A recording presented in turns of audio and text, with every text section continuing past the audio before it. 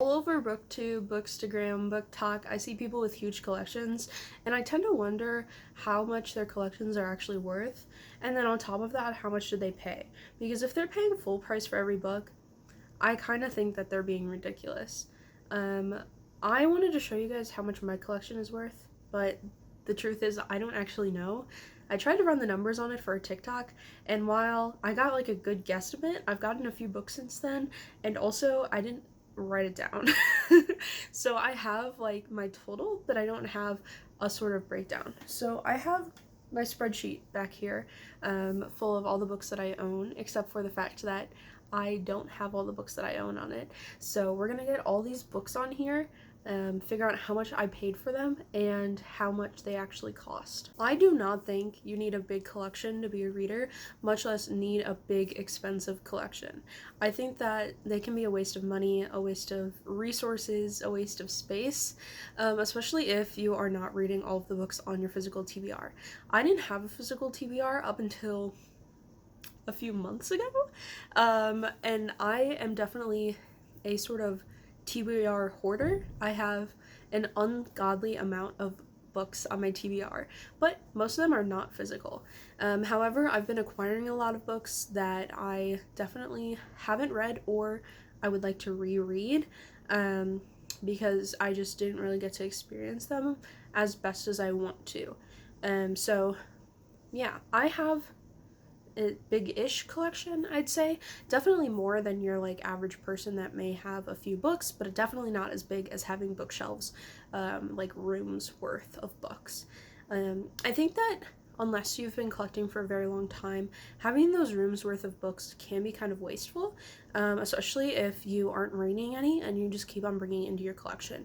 It's your money, you can spend it how you want, but I definitely think that it's more cost effective to use the library, use different subscriptions that allow you to check out books via ebooks, audiobooks. I totally understand preferring like a physical book, but I think that it's not always the best use of your money to go into a Barnes & Noble, buy everything at full price, and then let it sit on your shelves and never actually read it. Especially if you don't live with anyone or you don't have friends to let borrow your books. I feel kind of sad about them, that they're just kind of sitting there. So a lot of these books, after I read them, I am intending to actually give them back to where I got them. And you might be confused as to where I got them, but I'll explain in a bit.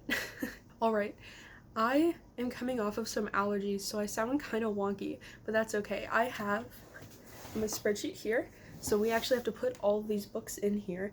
I just got 2 new books today. This one I've already read. I read in high school, but it was for a class, so I definitely want to reread it with a more, with a different approach, let's say, and not having to read it for the basis of like papers and questions and homework. And then this book I bought completely off of a whim. It's by Sarah Shepard, which is why I picked it up, because Pretty Little Liars is a series I really, really, really want to reread, like desperately, because it is something that I read when I was maybe a sophomore in high school and absolutely loved. It felt like a guilty pleasure book in a sense, a book series, but I definitely miss it. I don't remember all about it, but here is a different novel by Sarah Shepard. It's called The Heiresses, and I found it at Goodwill today, so I figured I'd get it. I'm also kind of sleepy because I went to Goodwill. Shopping is hard sometimes. And also, my Slurpee will be joining us, so if you see it, I'm not sponsored, but I do have a Slurpee. Alright, so I'm going to start off first by categorizing, just going down my like rows of adding books that are not already on the list, because I have 22 books on here right now, and I know I have more than 22 books right here. This list is also just counting everything that's in my dorm. I have books from my childhood that are more like YA centered books that are all at my house, but these are just my whole collection of things that I've acquired since being in college this year. Saying that out loud, that I've acquired all these since college, is kind of scary. Not just college in general, but like this year of college, because I'm in my 2nd year. Alright, let's get to it.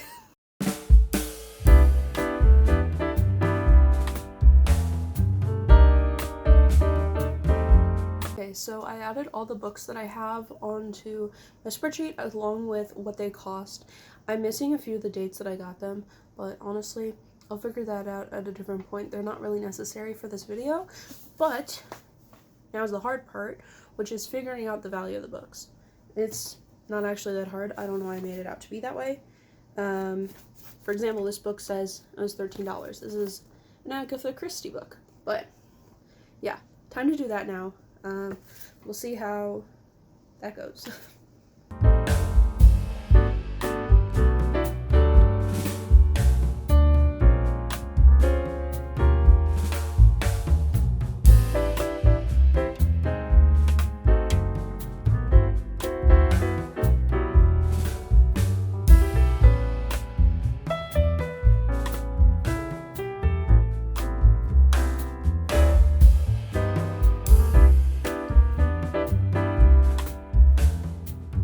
Alright, I finished the spreadsheet and I typed in the formula to find the sum, but I haven't actually looked at it yet. So I'm going to react to how much my collection is worth. Oh my god. Okay, my collection, when I counted like 2 weeks ago, it was like a bad counting, but it was about $450. My collection in this moment is worth $634.68. So either I'm really bad at counting or my collection has like hugely grown in size just in 2 weeks, or at least grown in expensive book size. But now I'm gonna add up and see how much I actually paid for all of this. Alright, it's gonna autocomplete the formula. Let me look. Oh my god. $18.86. I paid less than $20 for my entire collection. This is 34 books. That is insane. Oh my god, I'm losing it. You can see right there that this is how much it cost versus the value. That is absolutely insane. Now, there's a few reasons why I am able to spend so little on books. That is because when I buy books, I use thrift books, which not sponsored, but I'd love to be sponsored. I've used thrift books ever since like my freshman year of high school to buy textbooks. I one time bought a textbook that would normally be like $40. I bought it for $3.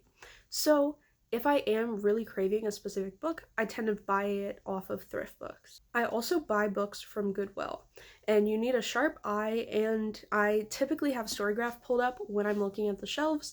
Like I said, I went to Goodwill earlier today, and I picked up 2 books. This is one of them, Immortal Life of Henrietta Lacks, which I've read before, but I wanted to reread, and it's such a good book, I wanted to own it as well. But they tend to price, at least in my local area, they price their books for $2.24. And then, of course, if it's a day where that specific color is on sale, then it's half off. So that's where I tend to get super cheap books. Of course, the selection isn't going to be amazing, but you really have to keep an eye out for the authors that you are wanting to see. I spend a lot of my time on Storygraph, so there are times when something will catch my eye and I'll realize that I've seen it on Storygraph before. I have a really big TBR, as I've said, so it's really easy for me to go into a store and find something that I've seen before on my TBR. Now, easy is a bit of a strong word, but I found a lot of books that I was interested in getting. They had The Fault in Our Stars, which I was thinking about picking up, but I figured, you know, I read it once when I was in high school and I didn't super love it, so I don't think I want to own it. I'll just pick it up from the library. Another way I've gotten super cheap books is by actually using thrift books, but in real life. That sounds a little bit confusing, but I've made an Instagram reel on this before. Essentially, in my library, they have a cart where they have a bunch of books that local people wanted to sell, but didn't want to send into thrift books. So thrift books were like, hey, give it to the library, they'll sell it for you. And the library also has a ton of books that they didn't want to keep anymore. So what they did was they got rid of the collection, they got rid of the book from their collection and were selling it. These books they're selling for are 50 cents each. It's insane. Let me show you some of the books I've found. So you might have noticed in my bookshelf, there are a few books that I have with X's marked out on them.